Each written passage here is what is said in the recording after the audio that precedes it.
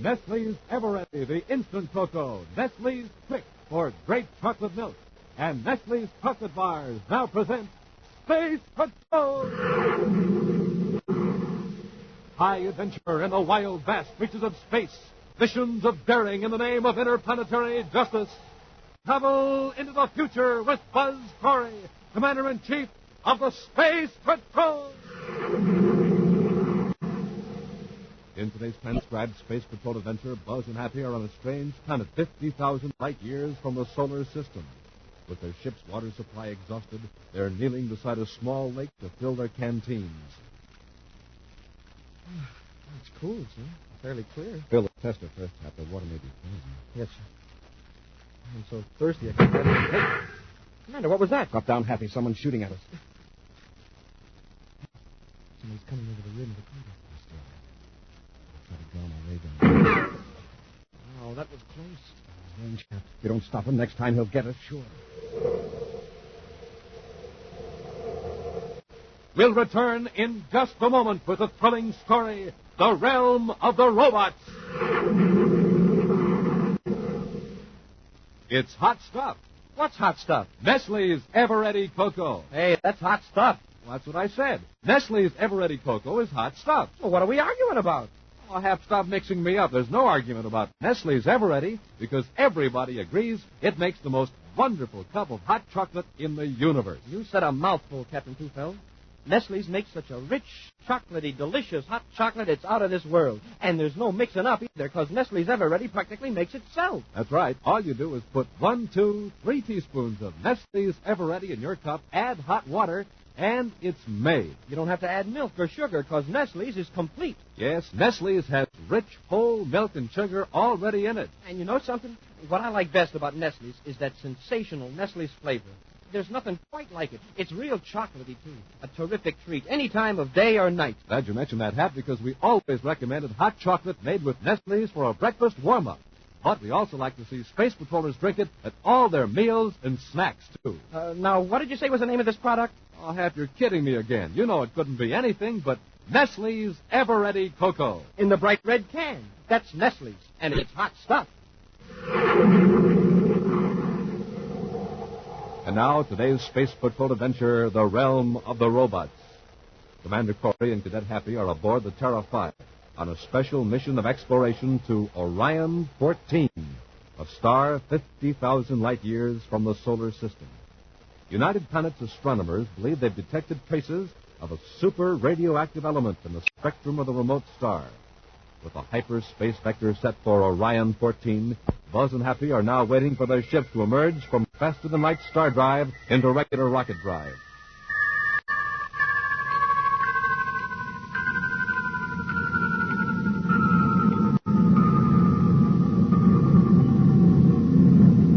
We're coming out of star drive, Hap.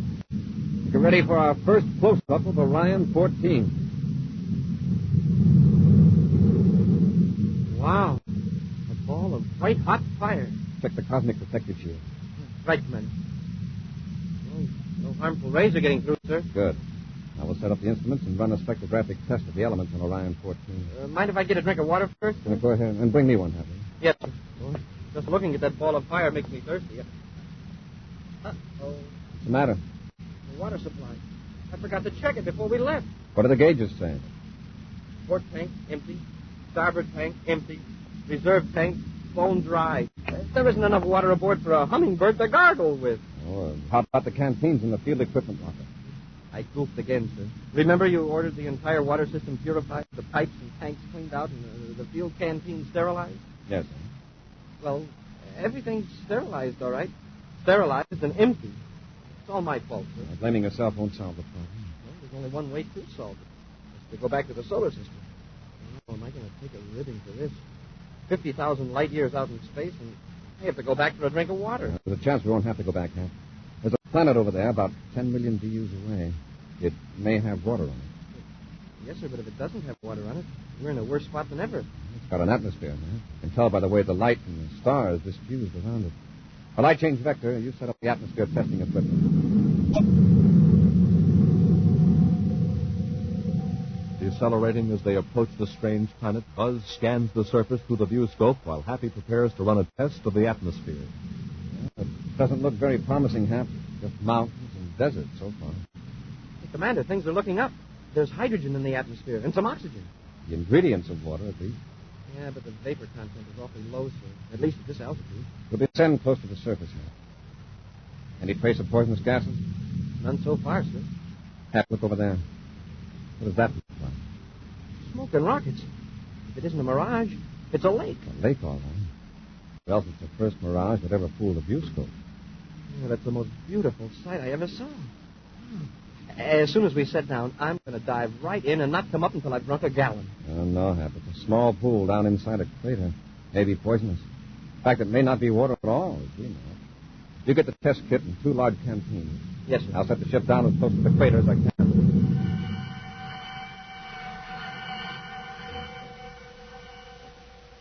After landing the ship on the strange planet, Buzz makes another careful sampling of the outside atmosphere before entering the airlock. Trying to conceal his impatience, Happy waits with 2 large empty canteens strapped over his shoulders.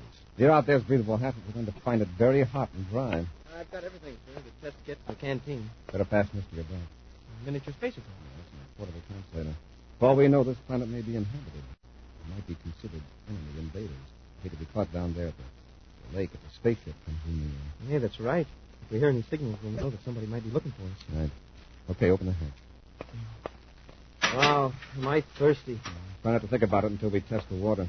Close the inner hatch. We want to keep the ship's air cool. I'll open the outer hatch. Wow, like an oven out there. Let's make it a quick trip down the ladder. Hey, this is desert, all right. Nothing but dry brush right up to the rim of the crater.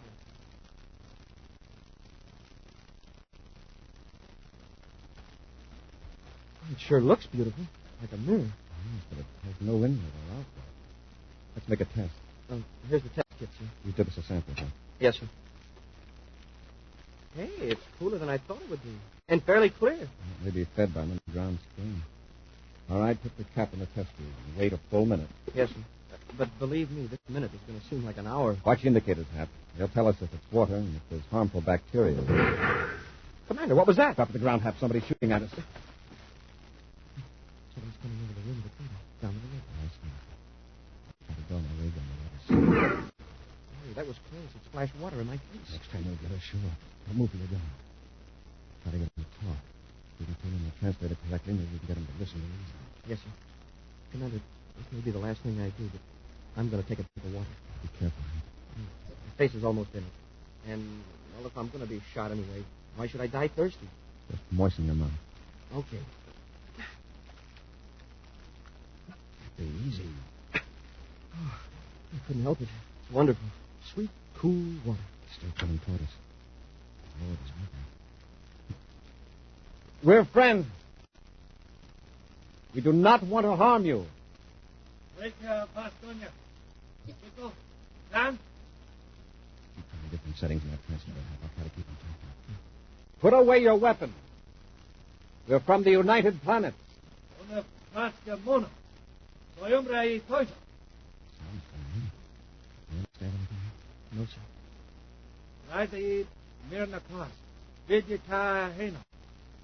I'm afraid I have made a mistake.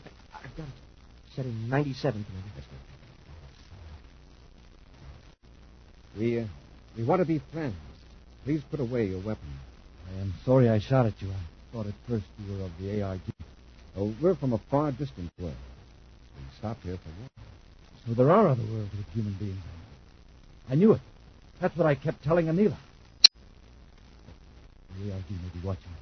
For your own safety, slake your thirst and leave the bomb. What's this ARG? Are they after you? The ARG are the aberration rectifier group. Huh? Commander, I think the translator's out of order. Aberration is an error. Deviation from truth. Exactly.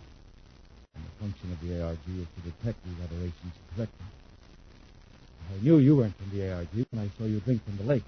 You mean the lake is poison or something? I know. But the ARG do not drink water. They do not need water or food. What kind of human beings are they? They are not human beings. They're robots. mechanical creations in the shape of human beings. Well, if I'm not getting too personal, what do they have to you for? You seem like a nice sort of guy. The Z-type ARG are after me because, well, I don't like to conform. I like to invent new ways to do my work. I like to wander through the city as I choose. This makes you an aberration? Yes. So the robots of the aberration rectifier group automatically follow me. I couldn't stand it any longer, so I ran away from the city.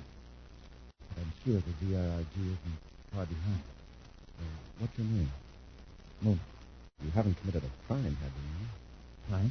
Have you hurt anyone? You've taken something that belonged to another human being. No. I'm being hunted because I do not follow the exact life pattern that the robots have directed. You mean most people on this planet obey the robots? Yes, all but a very few. Most of the abolitionists are brought back into line by the ARG. And now you're being bossed by a bunch of Zards. Zards? Yeah, Z-A-R-G, Zards. Mono, where can you go to be safe from the Zards, Happy Osborn? I'm on my way to... You must go quickly. Get to your ship. What's the matter? The robot has seen us. Look, he's coming toward us on the south end of the rim. Come with us, Mono. No. The robot is after me. If you run to your ship immediately, it will not harm you. What'll it do if it catches you? Make me helpless with the immobilizer. You've got a weapon, the one you fired at us. It's useless. I used the last shot shooting at you. Then come on. Maybe we can get over to the rim before the robot can stop us. Let's go. Come on, Hap.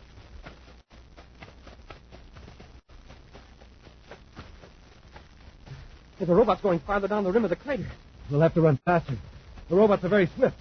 It sure looks like a human being. You'll know the difference if he gets close enough. We're not going to get close if we can help it. There's the ship. It's going to be tough running through that brush. It'll be tough on the robot, too. He's getting closer. Hey, what's that? I don't know. A new weapon, I guess. The brush is on fire. Smoking rockets, there's a wall of flame between us and the ship. The robot's got a heat ray. The Zard's closing in on us. We're trapped. We'll return to Space Patrol in just a moment. Say, Captain Truthbell, I just got my rocket cockpit. And boy, is it super. You said it, Tony. The model of Commander Corry's XRC is the greatest thing we've ever offered space patrollers. Let me tell about it, will you? Sure, go ahead.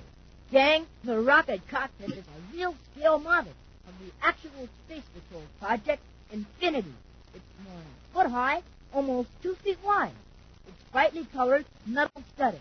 It has moving parts, just like the real thing. You send and receive secret messages with the master code.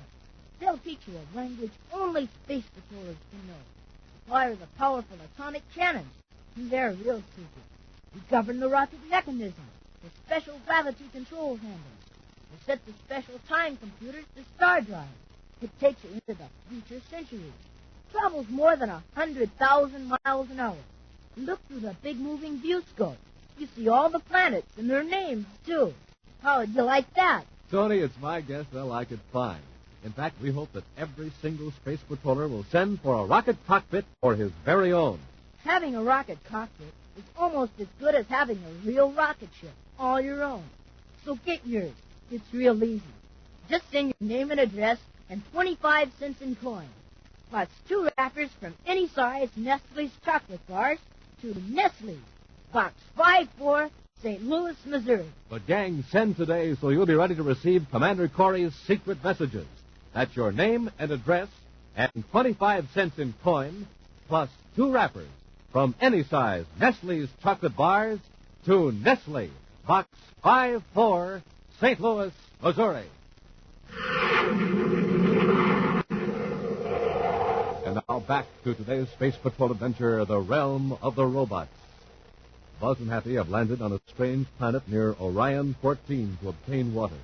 They were fired upon by an inhabitant of the planet who later explained he thought they were robots. The space patrollers soon learned that the planet Dobonic is controlled by robots who keep the human population under constant surveillance. Suddenly, one of the human-like robots appears. Deciding to save their new friend Mono from capture by the mechanical men, Buzz and Happy race toward their spaceship. As they run through the dry brush, they suddenly find themselves facing a wall of flame. Commander, we're cut off, and here comes the robot. Wants to take us alive, or it would have used that flame ray on us. A few more steps and we'll be helpless. With the immobilizer ray, you mean? Yes. Oh, look, over there to the left. The flame's on very thick. Shield your faces and run through the fire. Sure, then the robot can't see us. They can see through smoke. No time to argue. When you break through the flame, we'll split up.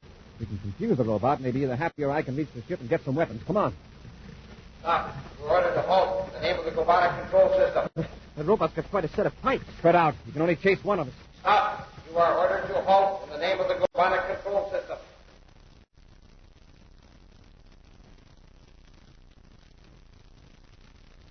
Go on, Mono. Up the ladder into the ship. Yes. Halt. You cannot escape the ARG. Commander, the robot's after your friend. Run for the ship, Happy. Hurry. Commander, wait for me. Mono, that robot is made of metal, isn't it? Yes. You stay here at the hatch and help Happy aboard. I'm going forward and throw on the magnetic repel ray. You are nearly within range of the immobilizer ray. Halt at once. Somebody get a blaster, quick. Hurry, Happy. Up the ladder. Give me your hand. You have been warned. Come on, Happy. Oh, thanks, Mono. Let's close this hatch, quick. The robot's right behind you. The robot is now some distance away. Smoke and rockets, what happened? Lying on its back, 200 yards out there in the brush. It suddenly flew backward, as though hit by a strong wind. Use the magnetic repeller ray, Happy. Knock the metal robot for a loop. Thanks, Commander. I thought I was finished for sure. Close the hatch and blast off before the Zard gets himself back into gear. Yes, sir. Up forward, everybody. Oh, while we were talking to Mono, I partly filled his canteen. I can't get over it. Human beings mastering a robot. Remarkable. Remarkable nothing. That's the way it should be. All right, stand by for blast off. Standing by, sir. Close ports. Close ports. Fire jets. Fire jets. Up ship and away.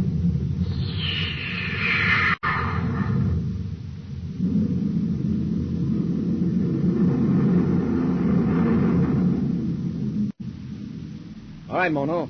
Where can we take you? You mean you direct this ship just as you like? You can go anywhere you want? Well, just about. Anywhere within the limits of the ship's power. Amazing and wonderful. You have space travel here in Gobonic? There are spaceships. But I never heard of human beings traveling in them. They blast off at intervals full of cargo and then return empty to our city spaceport. Where do they go? I don't know. It's been going on for generations. Wait, somebody must have charge of the robots. Don't you have a government, or at least a ruling class? The robots are the ruling class. How did they get to be? Who built the robots in the first place? Nobody knows. In fact, very few human beings ever wonder about it. If they do not speak their thoughts aloud. Well, the Zards get them, is that it? Like the robot that was after us?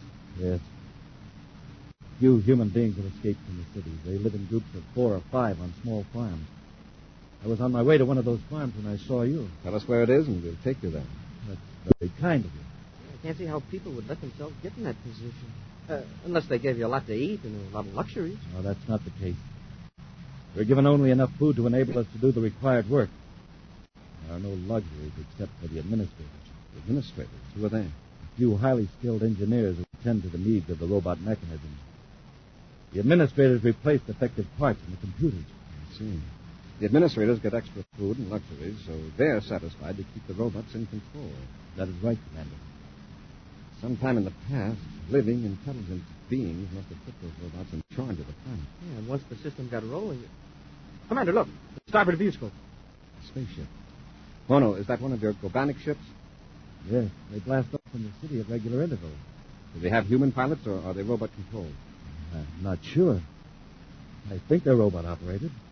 Though with a human being at the controls, it might be too much temptation. To escape from Gobonic, you know. Yes. I should like to know where the ship's headed. Do you know, Mono? No. But there's no way to obtain information. If it does not directly concern your work, you do not ask questions. What is your work, Mono? I mean, what did you do before you left the city? I was a feeder in the document reclamation plant. Huh? When the records are no longer of any use, they were brought to the reclamation plant. I fed them into a vat where they were dissolved and later made into new paper. Mono, did you ever examine any of those documents? Yes. It is forbidden, but I have examined some of those documents before I threw them into the vat. I've even saved scraps of them. What did you see in those documents, Mono? The totals of what we produced, how much we had received. Only half of our wealth remains on the bond to be distributed among our people. The rest, well, I don't know where it goes. If we follow that spaceship, maybe we'll find out. I've already checked its vector, Commander. The robots rule Gobonic. Now let's see who rules the robot.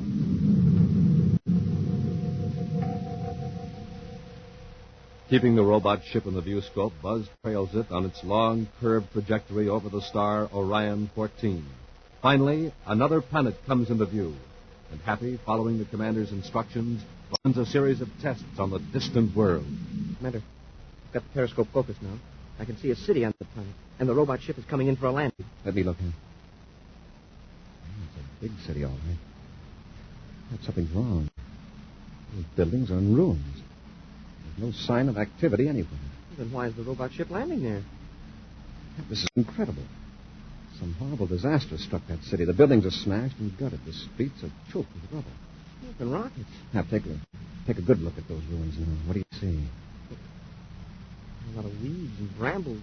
A lot of rubble is covered with something that looks like moss. Not a living soul in sight. The city was destroyed years ago, perhaps even a century. But that robot ship is... Take a look at the spaceport. See if it just dumped its cargo. Now it's blasting off. No, I want you to see this. Look into the periscope. Yes, Commander. The whole area is stacked with supplies, mountains of them. That's where half the wealth of your planet has been going for generations. Dumped here, in the heart of this ruined city, and never used. There's another robot ship in the viewscope, sir. Coming in with another cargo, I guess. Yes, they'll keep coming for another 100 years unless the people of Gobanic overthrow those robots. Commander, when Mono gets this news back to the people, he'll be a real hero instead of a fugitive. You don't understand, Happy. The Z-type robots, Zargs as you call them, would silence me before I could speak. Something sure ought to be done about it. I can spread the word among those who have already escaped from the city. Perhaps in time we can build up an organization and eventually get the truth to the slaves of the robot. You want us to take you to that farm you mentioned? I'd appreciate it, Commander. All right, Mono. Change back to Hap. We're returning to Gobanic. More than an hour later, the Terra 5 settles down in a forest clearing on the planet Gobanic. As Buzz opens the outer hatch, he and Happy can see a small log hut set back among the trees. Oh, Mono, you ought to be safe here. At least I shall be free. And I can raise enough food for my own needs. There's a small spring behind the hut, so I'll have plenty of water. Oh, that reminds me. One full canteen of water will see us back to our own solar system. Of course, Commander. If one of you will come with me. Hap, you stay here in the ship. Check the spacephone frequencies. There's a chance that the robot detectors may have seen our ship. Yes, sir. If you pick up anything that sounds like trouble, signal me. I'll set my miniature spacephone to emergency channel 5. Okay, Commander. Goodbye, Mono, and good luck. Thank you, Happy. And I hope we'll meet again when we human beings control our own destiny. You'll conquer those robots, don't worry.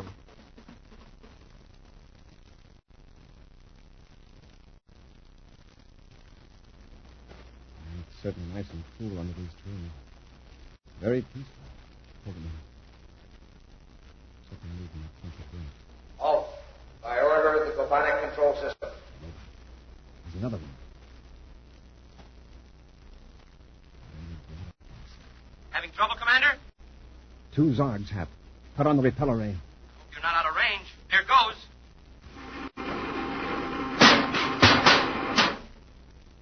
You got one of them, Hap. The repeller ray smashed him against a tree trunk. How about the other one? He's still coming toward us. That's not a robot. It's one of the administrators. Cut the repeller ray, Hap, and stand by. Yes, sir. Stand right where you are. Both of you. Better do as he says, Commander. The weapon he's holding could destroy both of us in a flash. That is correct, Mona. I have every right to destroy you right now. You have committed the capital offense of harming a robot. Mono had nothing to do with it. The robot was smashed by my order. And who are you? I'm from another solar system. I don't know anything about your laws here in Gobanic, but I wrecked your robot in self-defense. Self-defense. Ha! A human being has no right to resist a robot. The robots are the supreme authority of Gobanic. Yes? Who made them the supreme authority? That does not matter. Anyone who would question the authority of a robot is an idiot and a criminal. Mono says you're an administrator. Have you ever questioned a robot's decision? No, never. I am Roknar, administrator of Class H functions of robot control. To suggest that I, Roknar, would question a robot is an insult. Roknar, listen. Silence! In a moment, this weapon in my hand will wipe you off the face of Gobanic. as though you never existed. Hap, Yes, sir? full repeller ray, a quick blast. Commander, his gun is gone. His metal. The repeller ray whipped it out of his hand. Now, Ropenar. No, I am an administrator.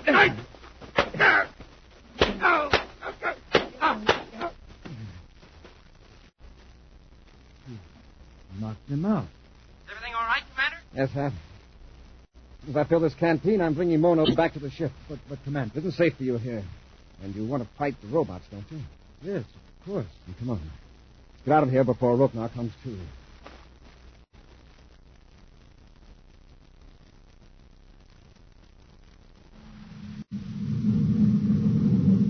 We're almost up to star drive velocity, Commander. Fine, Hap.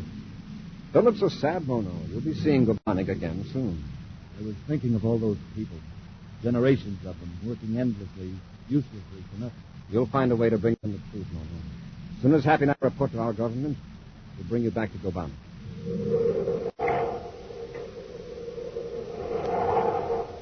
An action preview of next week's exciting Space Patrol adventure in just a moment. Hi, Space Patrollers. Commander Corry here. As I promised, I've got a secret message for you. It's the Space Patrol password. Now, write it down. Then turn the right-hand master code dial on your rocket cockpit to each symbol. The actual letters appear in the little window. Now, here goes. E2, L5. That's E2, L5. Second word. N1, O12, L5, T18, E20. Repeat.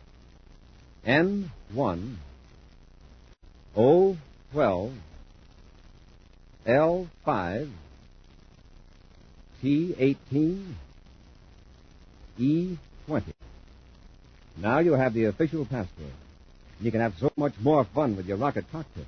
It's equipped with moving stratoviewer, speed controls, secret star drive mechanism, and sensational working atom cannons. Now, don't miss out on all the fun. Write for your rocket cockpit today, before the offer expires.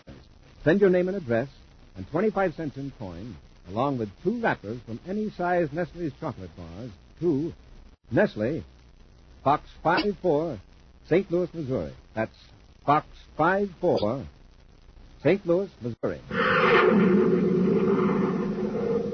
And now, a preview of next week's exciting Space Patrol adventure. Buzz and Happy are walking across the spaceport of the deserted, ruined city on the planet Wormuk. Hap, look up there ahead. The end of that big stack of supplies. It's an opening in the ground. Was it there a minute ago? Yes, I don't know. I don't think so. Smoking rockets. Look what's coming out of that hole. It's a giant beetle. It's a robot tank. Whatever it is, it's a monster. And it's coming toward us. Get back to the ship, Hap. Hurry. Hey, Commander, the robot's right behind us.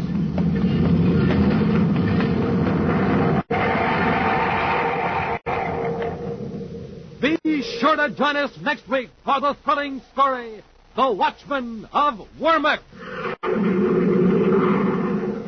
Space Patrol, created by Mike Moser, starring Ed Kemmer as Commander Corry and Lynn Osborn as Cadet Happy, was written by Lou Houston, produced and directed by Larry Robertson, executive producer Helen Moser.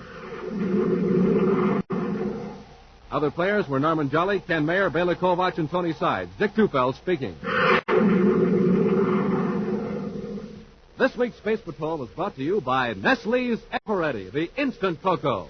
Nestle's Quick for great chocolate milk, and famous Nestle's chocolate bars. This program is broadcast for our armed forces overseas through the worldwide facilities of the Armed Forces Radio Service. Space Patrol came to you transcribed from Hollywood. This is ABC Radio Network.